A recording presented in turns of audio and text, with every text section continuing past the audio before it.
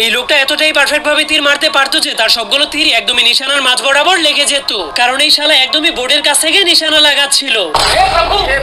আর এই লোকটাও একদমই পারফেক্ট ভাবে বলে নিশানা লাগিয়ে দেয়, যার ফলে সবগুলো বল একসঙ্গেই ফুটোর দিকে যেতে শুরু করে দেয়, কারণ সে সবগুলো বলকে একসঙ্গে সুপার গ্লু দিয়ে লাগিয়ে রেখেছিল।